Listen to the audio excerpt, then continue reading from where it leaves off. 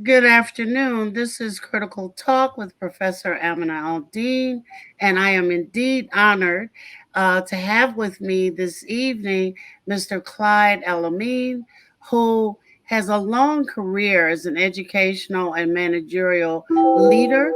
Uh, Currently almost retired. You couldn't tell it by his work schedule. He's involved in entrepreneurial and community service efforts in the Chicago area.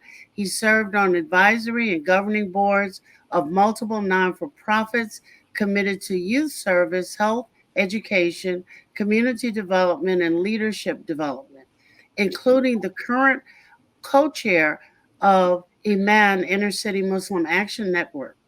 Over the last decade, he served on the boards of the Hans Francisco High School Leadership Development Institute and Hip Hop's Detox.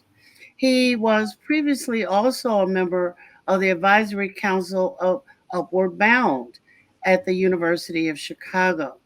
And I get a little note here. He's recently been asked to and accepted, and he didn't have enough to do in retirement, to serve on the Kennedy King Community Advisory Committee. He has 30 plus years in college administration, etc. His bio is too long for this evening. But what I had asked Mr. Alameen to do with me is a kind of retrospective. The protest started a little bit over a month ago. We, in the Muslim community, got slapped, and I'll just say slapped, with the lockdown of a pandemic. For many of us, that meant a kind of hustle to make sure we had food and water, and I hate to say it, but toilet paper and light bulbs and all of those wonderful things. And we hunkered down, making sure that our internet worked, making sure that everything that we needed to work to keep in touch with the outside world was oiled and primed. We then turned around and it was Ramadan. And then it became okay, how do I handle what is normally a communal time Mhm. in a lockdown? And it turned out we could do this, but it made us think about our adherence to traditions that are not necessarily Quranic, but adherence to traditions built up over hundreds of years of what we do, how we celebrate, uh, uh, masjid activity, etc. And then the cities started this horrible phase thing of we're going in phase one, phase two, phase 52, whatever. And we stuck our toes out the door into a protest. Oh my God. Another cop has had his knee on some black man's neck. Mhm. And on top of that, this dude was posing. Yeah. And the mental stress, anxiety, etc., has exposed some fissures, some cleavages deep inside the community, uh, inside the Muslim community, inside the society at large. And I just want to take this evening for us to sit back and just do a chitter chatter. Mhm. What is it? And I want to lead with two stories. One, I turned on the news this evening in preparation for this story. I mean, this conversation. Yes. And young black man, mom has sent him to the store. He's coming back, he's got on his mask, walking home. The police stop him. You look suspicious. What the hell does that mean? He's walking home with two bags of groceries. Mhm. They proceed to try to stop him. His response, wait, I don't have a gun. I didn't do anything. I'm walking home with two bags of groceries. They then proceed to get him to the ground and inject him with something that leaves him brain dead. I turned the other channel because I'm trying to get to my computer, and we have this young man who had graduated from school. I couldn't tell whether it was high school or college, but what it was that the mental stress was too much for him of all of these things that have just happened, and he was freaking out. So instead of calling social services, again, the police are called, and he winds up dead. And he winds up dead through a travesty of services, both who don't care, and it's a series of them. So I guess what we can start off with is what? You're killing off young black men and young black women. Is this an effort at genocide?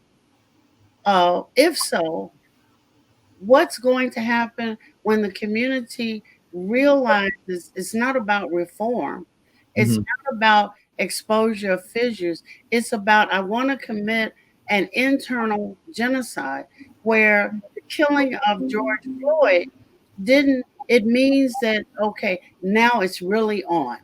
Hmm. What do you think? Well, sometimes I have to make sure that I'm being objective and I'm not just saying what will make me survive the next day psychologically, because it's a challenge. It's a real challenge. So what I've been trying to do is really take an honest historical perspective on this. And when I look at it historically, it's a weird kind of comfort I get in realizing that none of this stuff is new. Absolutely none of it is new. No, No, no, no. I mean I know it isn't. The technology may be different, but the drivers of this thing are almost as old as this country. Yes. They certainly are as old as from the going back to the date that this country first decided that they were going to invent this thing called white people and black people, which Yes. I guess around the 1680s, and of course slavery. Right. Uh, this won't ever stop until people with power. Several things have to happen. I think people who have power have to realize not only how much they need us, because they always needed us. We were always appreciated for what we added to the bottom line of people with power. What they don't understand is that they can't have us the way they had us before. They need us now, but they can't have us the way they had us before. The part of that dynamic that I think nobody talks about is how that changing dynamic affects another group of people who they have always fooled into being instruments of the folks with power against us. And that's the poor white people, the marginal white people, the working class white people, because they have no identity beyond that identity of being the people, the instruments for the suppression of black people. And that's how they find their dignity. It's a sick and psychopathic way, but it's a socially common way that they find identity. And they're going to always need some kind of identity, just like we do. But nobody wants to talk about the fact that these white people are really sick. They're really sick. People who need to do what this policeman did, they're sick. It's as clinical as anything, anything you could define in the American Psychological Association's dictionary of psychological, conditions. It's there. I mean, it's really there. We just don't talk. We don't want to call it what it is because it doesn't fit what has held the society up for so long. But that is simply what it is. They have no identity, and somebody needs to attend to them. It can't be us. Yeah. But their illness, for which, and they do often claim it in courts across the land, it, Mm-hmm. I had a temporary mental breakdown, the stress of whatever, I had manic depression. They will get a treatment, but the person that they acted on, the kid is dead. The Mhm. young man or Right. middle-aged man is dead. But there's some other fissures that are constantly opening up Mhm. in a city. And you know Chicago like the back of your hand. I don't. I try not to. Um, I did find out that there were, I think it was the number was between 13 and 17,000 homes that don't have any running water.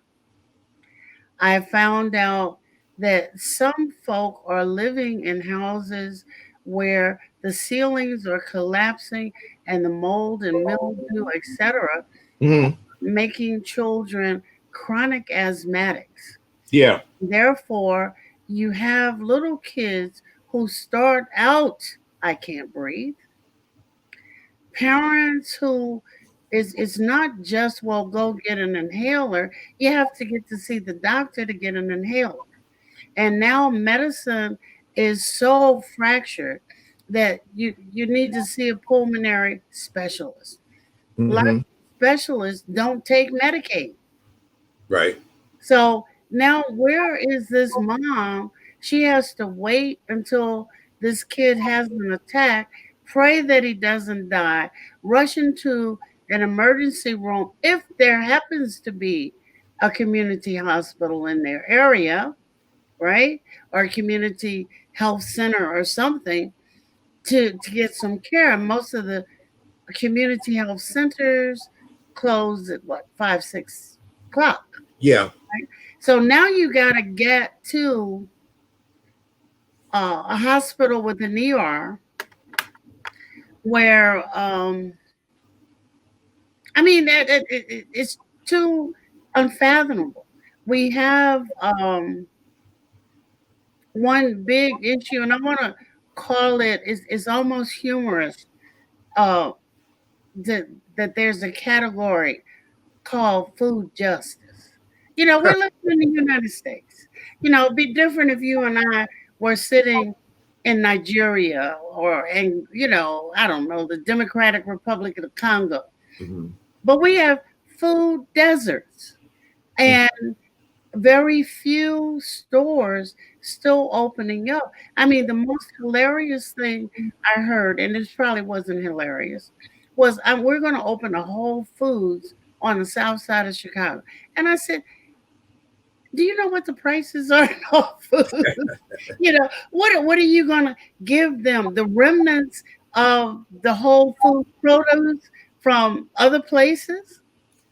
Well, Whole Foods does their research. They have a tremendous research arm, and Correct me, please. yeah, and they know that the demographics of Chicago are not nearly as simplistic as you would think from I watching the know. news. Yeah. Okay, Yeah. so they know that when they put a Whole Foods on 63rd and Halsted, and I know that area. I spent most of my waking hours over there for 22 years when I was at Kennedy King College. Uh-huh. They know that they've already got customers coming from Chatham, uh, Okay. Okay. and they got customers coming from even some of the areas in the far 90s where you have a spottings of middle class, people, and, Yeah. and those people can go to. They also have about. There used to be 700 full-time people working at Kennedy King, and then there's probably another 800 or 900 working at the Department of Children and Family Services building there. Then you got St. Bernard Hospital. So you got these middle-class workers coming into that area every day. So they've already studied where their customer base is going to come from before they put that Whole Foods there. So, but what did the pandemic do? The pandemic didn't do probably anything to that Whole Foods that it didn't do to others. I mean, Oh, okay. yeah, Okay. those people are still those people. They may be working from home now. Certainly the ones that work at St. They're Bernard. not coming into the area. Well, the people who were coming to work are not coming into the area, but Okay. there are fewer people coming to work close to the South Loop also. A Okay. few Okay. coming to work in the Loop also. So So that was the other thing. Today they said, what was it? 1.4 million people applied for unemployment. unemployment, yeah. Now, this is pandemic fallout with Mhm. a little minuscule stuff related to protests. but it's mostly pandemic fallout. So clearly, we are in, you couldn't tell it by watching that darn Bloomsburg page, which I can read anyway. But we're in a recession. So we got pandemic, protests, recession. I'm trying to think of what else we got.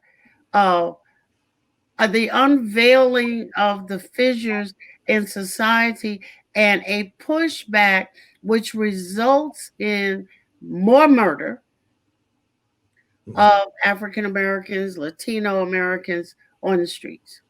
Mhm. Well, obviously, there's always a positive correlation between people not working and people committing crimes and people getting into what I call passion crimes. Okay. Say more. What I mean is, if you're going to work 8 hours a day, you're commuting another hour and a half both ways, and you still need to sleep. Yeah. You don't have but so much time for the other crap, you know. Yeah. You know? So they know that there's a positive correlation between people working in a reduction in crime. And it's not merely because of the time, because I think there are also certain psycho-emotional benefits from having a job that gives the person a peace of mind and takes them a little bit, it takes them back from the edge of a psychological crisis. You know, not having money is a crisis. Tell me about it. I'm retired. Right. Okay. So if a person is already in emotional crisis, a person who's not even prone to anger is more easy, is already closer to anger because you're in that crisis. Yeah. So, but then there's the mere mathematics of having a job just in terms of what you have time to spend your time on. And people know this. So we throw around terms like black on black crime and, you know, black on black this and that. Now, some of these things are actually part of I call it the editorial policy of our media, to throw these terms at us. And we become victims of these terms because we to believe them. And so what does black on black crime mean? It said, well, black people need to stop killing each other. Well, more white people kill each other every year than black people kill each other. Why don't you talk about white on white crime on television? Yeah. Because you can't afford for white people to start seeing themselves as having the same problems as us. Right. You know, white people commit more suicide, especially particularly middle-aged white people commit more suicide than we do. And it's increasing. You know, the middle-aged white men are probably the only demographic in this country whose lifespan is decreasing right now. Wow. Okay. And a lot of this has happened since the Trump presidency, because they still aren't going to open up any coal mines, although they told them they were going to. Yeah. You know, yeah. I mean, the auto industry is not going to go back to the old production methods, although they told them they were going to get jobs in the auto industry.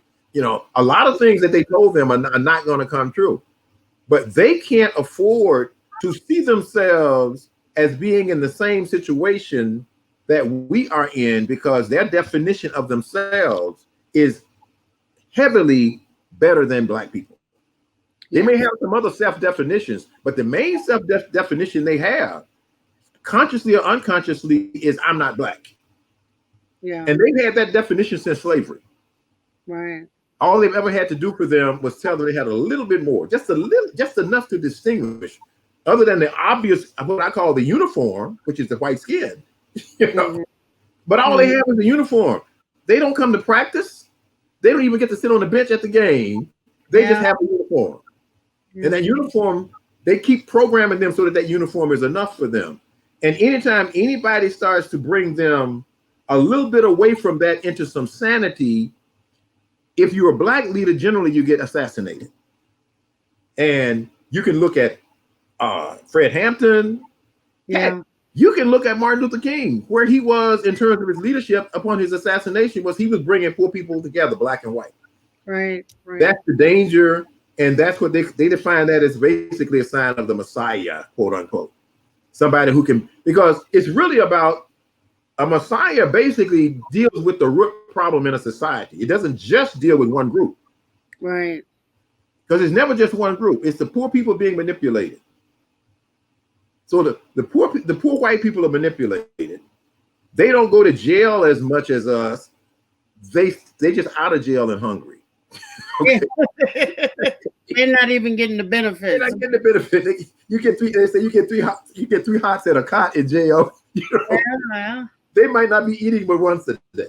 You know. And this is so old because you know I'm a lot older than you, so I can remember. I have lived through some of these things, and I remember growing up in the South, and we lived in Montgomery, and people in the North really stereotype the South. They think that we didn't get to be around white people in the South because the South is supposedly more segregated.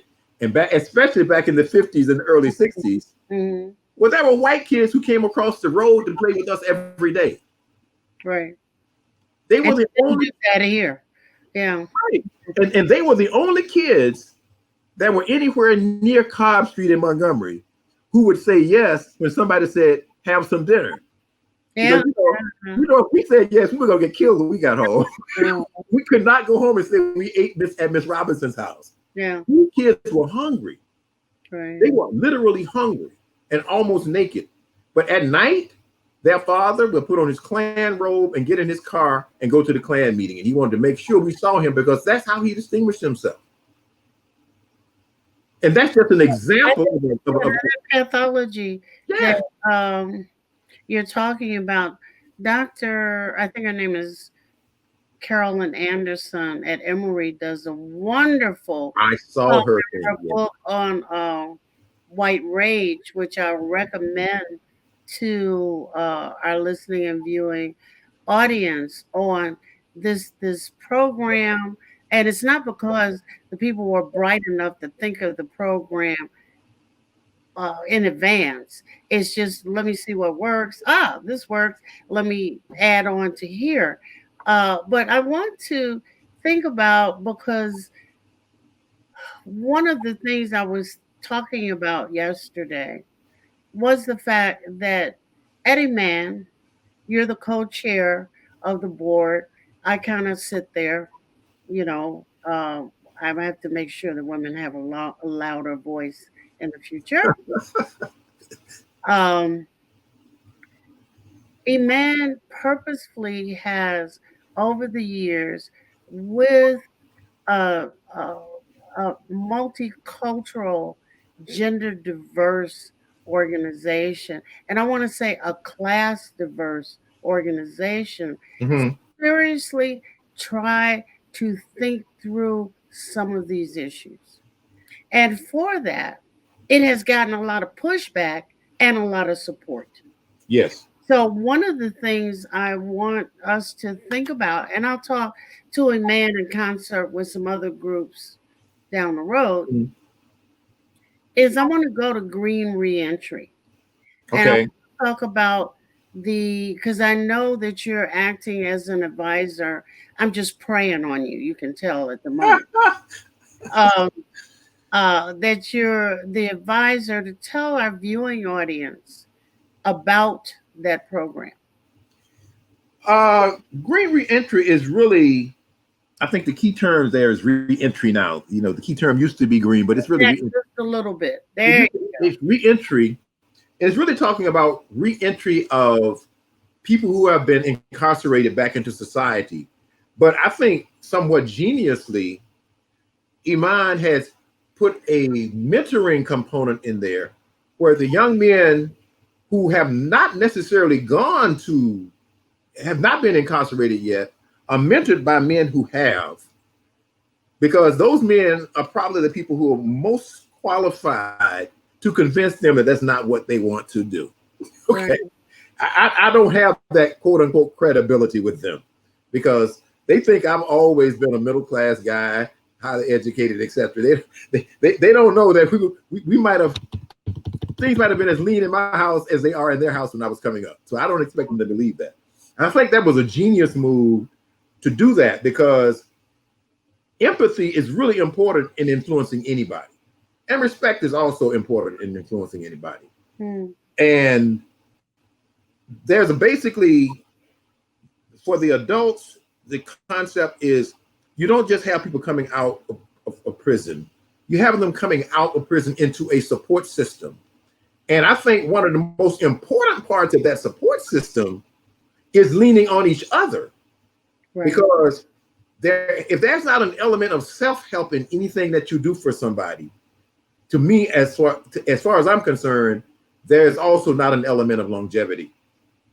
That's true. Because if a person doesn't come out of a program with a new definition, a new perception of themselves as being able to affect their own fate, their own future, and an identity that is consistent with that, it doesn't matter what you've done for them. Because they are very susceptible to fall back to that other sense of who they are. So that's me. I think Rami would agree with me. I didn't ask him if I could come out and be a spokesman for Green Reentry tonight, but I hope you'll say that I'm on target. Yeah, but how actually, so our audience knows exactly how it works. Okay. They have there's a home like setting, group home setting. And that term sounds so clinical, but that's kind of if it works, it's good. Because they really home is really formed by the group of guys and their connections with each other. It's not really formed by the building. We just provide that for them, provide other things too that help to minimize the onslaught of some of the things that send people back, like not having a job, not having a place to stay, not knowing how you're going to eat, not having people who really reaffirm their perception of your dignity every day. I think that's just as important as all the things that I mentioned. So critical. Absolutely. Yeah. Absolutely. Because these are intelligent people. These people are people who got stopped by the police, and maybe at the time they got stopped by the police, maybe that was the night he had not met his quota. Right. This is what happens. People don't want to admit that, but it is what happens. Long before I heard of Iman, I worked in a juvenile delinquency intervention program on the west side of Chicago. And we basically were counselors for these young men. And I saw them haul these young men into juvenile court. And the first thing they wanted them to do was to plead guilty. Yes. And I'm saying, well, you didn't do anything. Why should you plead guilty? Right. Don't plead guilty. It's not going to be any worse. You're a juvenile. They're not going to keep you for so long anyway if they take you to jail. Don't plead guilty. So this starts at a very young age for these people. And some nights the police merely they weren't busy that night. Okay. Okay. And and there are informal quotas. They may not be called quotas, but you got to put something on that sheet in terms of what you did. Yeah. So you're a policeman and you're working in Austin on the west side of Chicago, and nobody did anything to provoke you. Do you really think you're going to go back into the station and say, well, nothing happened and it's going to be all right? Yeah. You're really not going to do that too many nights in a row. Yeah, that's true. So there is a culture or a system in the police department that rewards arresting and I would say creating records on Black men. Yeah. I've been stopped by the police. There are 3 times that I really remember because they stand out, but I've certainly been stopped more than 3 times. And if I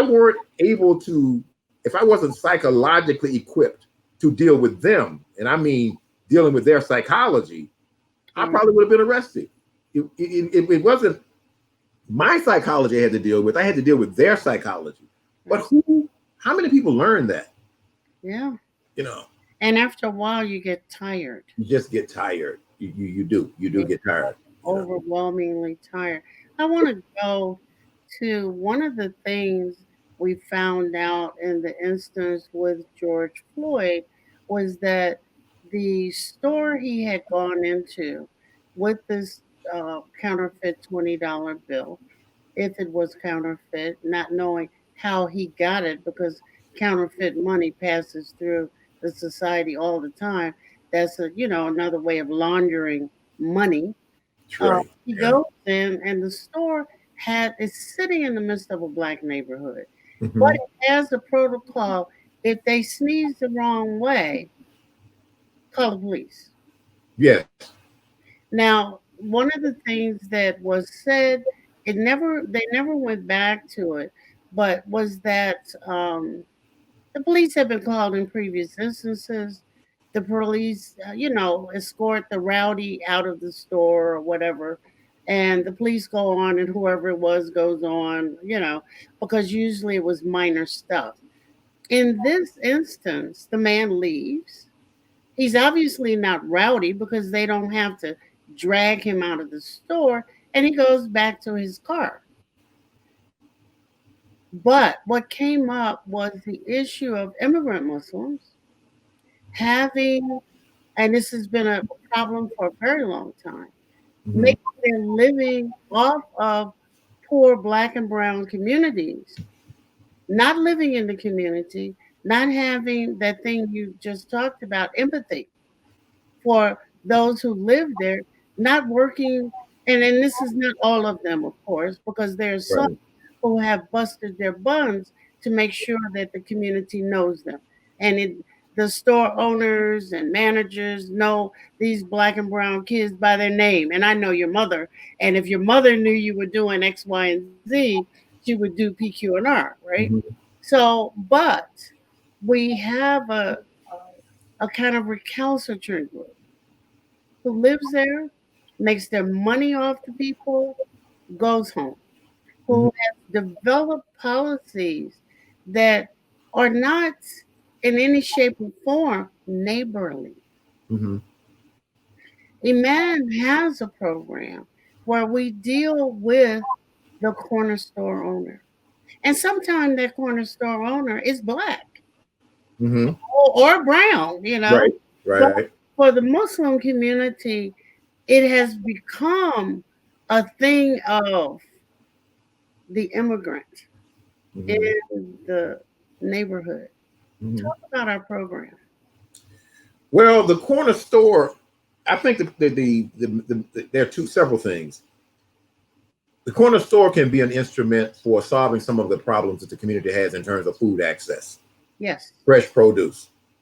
Uh, I think that's obviously a very important aspect of what Iman has done in terms of working with the corner store. I think the other thing that they've done is worked on relationship building and getting at some of those things that you talked about in terms of getting around perceptions that the store owners have of the community and that the community may have of the store owner also. You know, Yeah. those are I Well, won't say they're natural. why would you put your entrepreneurial feet in a community that you despise? I have an answer for that Okay. because you can't put your entrepreneurial feet in anybody else's. Ah. It's real simple. Well, that was quick. Right. Yeah. I mean, they're not the only ones that do it. I mean, it's Uh, the most available consumer market in the country that has not already been taken up by people who may give you some pushback. Koreans have done that too. They've just done it more with restaurants, etc. yeah. Maybe cleaners, because the stores, the food stores, that's not their thing. But they've done it. I would say the corner store owners, the Middle Eastern, I say, because they're not all Arabs, corner store Right. owners, Right. has certainly gotten more of a reputation. But the same thing happens in the gas stations. I think a lot of people in the community, they can't distinguish a person from India from a person from Pakistan, from a person from Palestine. You Right. know, Right. but one thing they do find is they tend to all act alike with regard to our community. Yeah. Okay, and it's almost like there's some similarities between them and what we've said about poor white people so far. One, they come in the country knowing that they are considered at best, second class. Mm-hmm. They're not considered first class. They're not officially minorities because sometimes I think they need them for the white count. I call it the white count. They have to. They don't want people You can get them to check that box. to check the box. They don't want these white people that we were talking about earlier to know that really we may already not have a white majority in this country. Right. Because a lot of the people that they're counting as white are not white. And they also, that means they also don't have to give them any of the resources that are supposedly set aside for minorities because they're not minorities. Right. So put all these things together, they kind of have to hustle. Now, Mm-hmm. I can't honestly say that for all of them that these attitudes toward people who look like Africans started when they got to America, because there's a long, long, long, long history of these Mm-hmm. things going back to the slave trade in East Africa, Right. and there are things that have come down in their culture as far as how people who are of African descent are received. It's totally contradictory to the religion that they profess. Right. Totally. Mm-hmm. But I think for many of them, they're not very conscious of that fact. But some of them may not even know that fact, because you can twist it a little bit and say that the Quran makes references to slavery, therefore it accepts Yeah. slavery. Yeah. But Yeah. every reference it makes to slavery is about freeing them. It doesn't, Yeah. Not getting some more. right? Not getting some more. So I think when and it's interesting how that community can change when America is very, very, very, very openly coming after them. Yeah. You know, you take 9/11, you take Trump's send don't let any more Muslims in. When those things Well, start to he happen, just expanded the ban. Now he wants to go after the green card holders. You right? know? Yeah. Yeah. So they know that we have other value, and they act on that when they have to. Mm-hmm. Because survival instincts set in. Mm-hmm. But I think in the end, I think what we have to think about is every bit of progress that we made in this country has been made because, first of all, because of what we did. Yeah. Yes, along with some allies, but it's what we did that not only brought about changes for us, but even brought about changes for other people. I mean, the women's movement made great advances because of things that Black people did. And minorities in this country are coming to they come to a situation where a lot of things have been put in place for them Yeah. because of what we've done. Right. So I don't think some of them know that, and I think some of them just don't want to accept that. But I think a lot of them don't know it. I think we don't know it. I That's think a lot true of us too. don't know it. So we don't really know our value and who we are. And but we've not made any progress where we have not been it's our volition that has brought it about. By the time it happens, sometimes we start to believe that it's what other people did. It wouldn't have happened if certain people had not joined us. No, they Right. would not have joined us had they not seen the power in what we were doing. Well, given these things, Mm-hmm. now how do you begin to think about strategies? Because the police have ramped up their murder of black and brown men.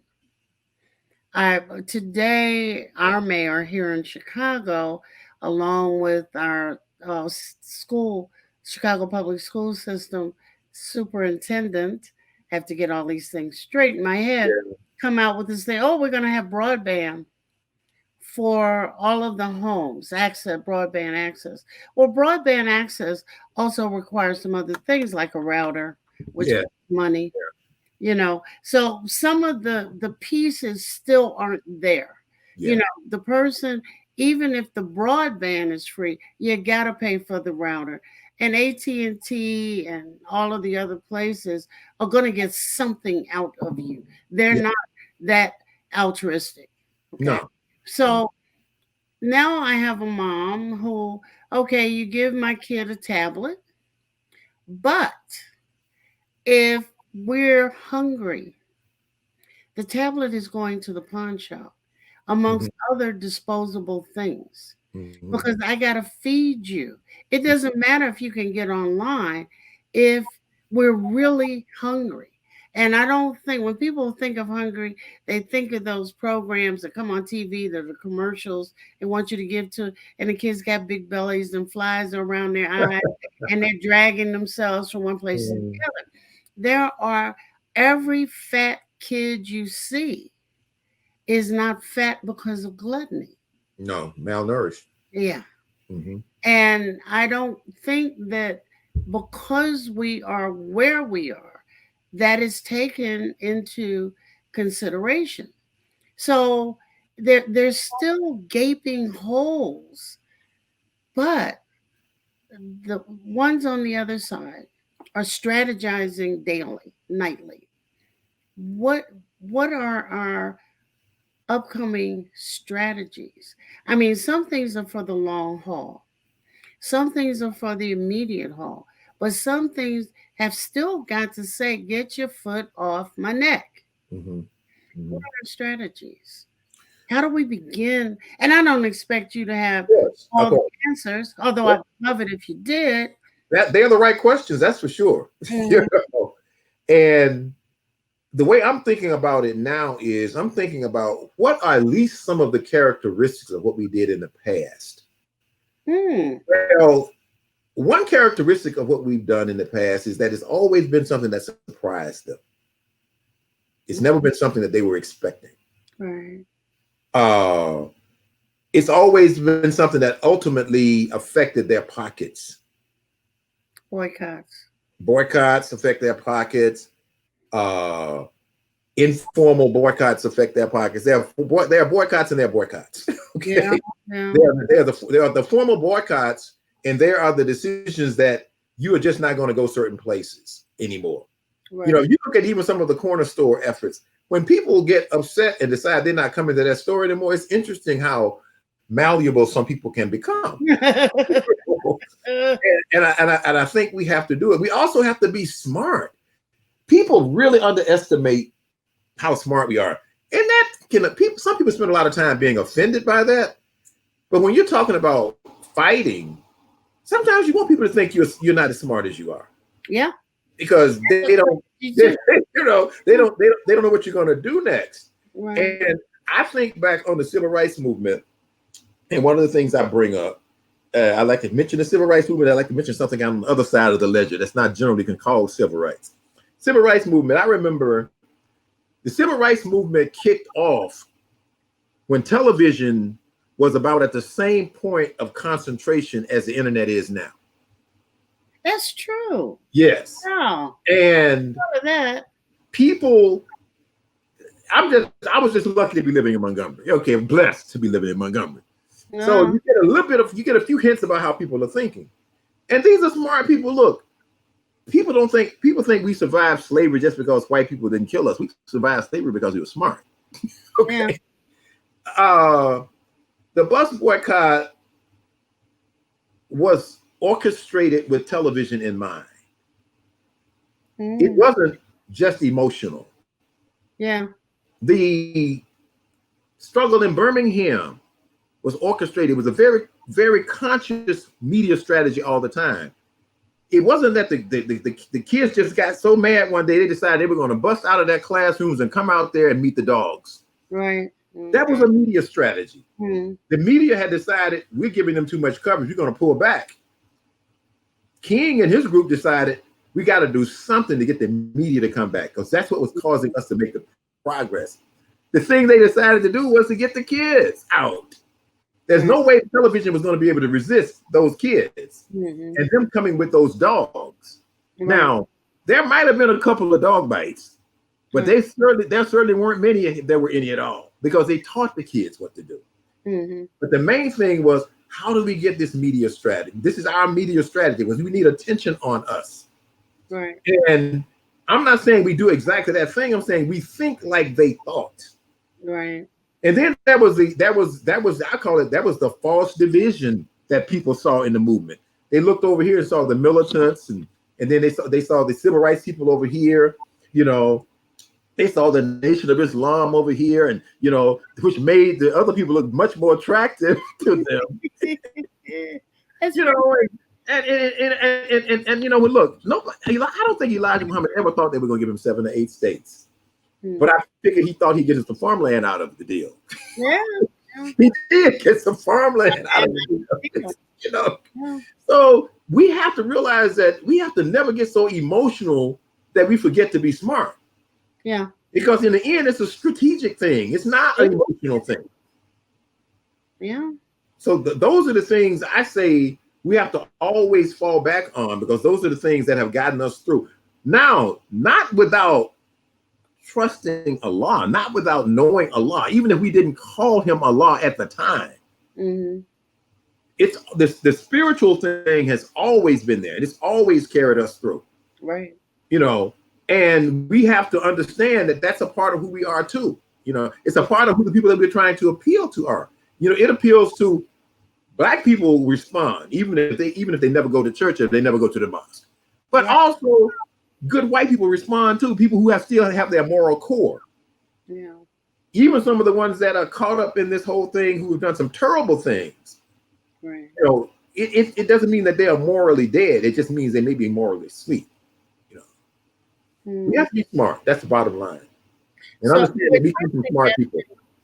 is that we kind of mine the past for cues, for strategies for the present and the future. Yes. Um, but that's not difficult to do because most of us live through or, you know, got it handed with our mother's milk, those watershed events. Uh, Yes. that we get on about the business of mining that past for cues in a hurry because the young people are going to get frustrated and they're getting more frustrated every day. I mean, all over the country, these murders. I mean, George Floyd was like, "Oh, you want to see if I can kill a black man? Let me show you." Mm-hmm. I Mm-hmm. expect to see, you know, the Southern Poverty Law Center had a report that talked about how in some places half of the police force are members of the Ku Klux Klan. And that's not just in the South. I know in the North. Um, and it's societal terror of the worst kind. Yes. So, because you can almost see it coming, but it's so darn arbitrary. You don't know when it's coming. Mm-hmm. It's not an issue of, well, if you only do this and you put your hands on the dash, and I mean, how are you going to change your gait of walk? I mean, there's no way to avoid it. And I think like the young man who just lost it and should have had some mental health care, blow their stack. Yeah. Yeah. And that is just, I mean, that is so troubling. Along with now I can get you, and if one does it, trust me, there's gonna be a whole lot of let me inject something that'll make you brain dead. Yeah. Yeah. Well, I wish I don't bring this up because I can't remember the name of the documentary, but I saw a documentary probably within the last 10 years Okay. that was actually revealing the fact that the Ku Klux Klan had a national strategy to infiltrate the police departments. Yeah, yeah. And they did. And they did. Yeah. So that is not something that just happened. That's something that they planned. And I think we forget how much Get of paid and get benefits for killing. Yeah. we forget that something that's heavily symbolic, but not just only symbolic. We spending all this time arguing about whether or not Obama did anything for the black community, which is kind of a ridiculous argument. But what we don't understand is he was an existential threat to white men who think the way we're talking about, Yes. because that totally destroyed their sense of who they were. Yeah. For, Should for eight for 8 years, they had to every day on television see this man who looked like what they supposed to look down on being the leader of the free world. That's psychological trauma for them. I'm serious. Yeah. I'm thinking about that woman's book, White Fragility. Yes. I mean, oh my God. And I'm trying my best to get an interview with her and Carol Anderson and perhaps you and somebody else because there needs to be a dialogue between different portions of our community. And having said that, I would like to pivot a little bit. Amen. And one of the things that makes you and I and some others unduly committed, I'll say unduly because it's like having a job, Mhm. is the fact of our diversity. The men, of course, want to run everything. And you know me and my army of women, we're always going to have something to say. And you all have learned to let us say it. And on occasion, increasingly more occasions than not, you Mhm. actually listen, which is remarkable. But we're diverse in where we come from, ethnically. Mhm. Uh, but we're also diverse religiously because they're non-Muslims that work at Yeah, absolutely. we are we have found because of the purpose, maybe it's a purpose we've discovered together, that the purpose will minimize, make fluid, do something to the difference. Do Mhm. you see what I'm saying? I mean, it's not that we don't attend to difference, because difference is there. Yeah. We work our buns off. Yes. Yeah.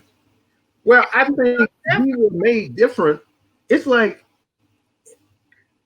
just to use an analogy, maybe this is a male analogy, but if I go and buy a toolkit, I don't want a toolkit full of hammers. Then it's not a toolkit, It's right? not a toolkit. Right, I right. think I look at human differences the same way. We come from different backgrounds. We have become almost natural at different things because we come from these different backgrounds. Right. Okay. We have different histories, Mm, but the different histories should not show us how different human beings are from one another. They should really help us appreciate how similar human beings are to one another. We just had different circumstances in which to put that on display. And so we know how to solve problems because we've had different problems. We can help each other solve problems because we've all had different problems to solve. yeah. But none of us should have to give up our self-respect, our dignity in order to do that. I'm going to end here. Okay. This is Critical Talk with Professor Amin Dean, musing with Clyde Elamine, who was gracious enough to say, okay, Amina, I'll get you later. Let me do this right now. And I will muse with him some more in the future. We look forward to it. Thank you so much. You are very welcome.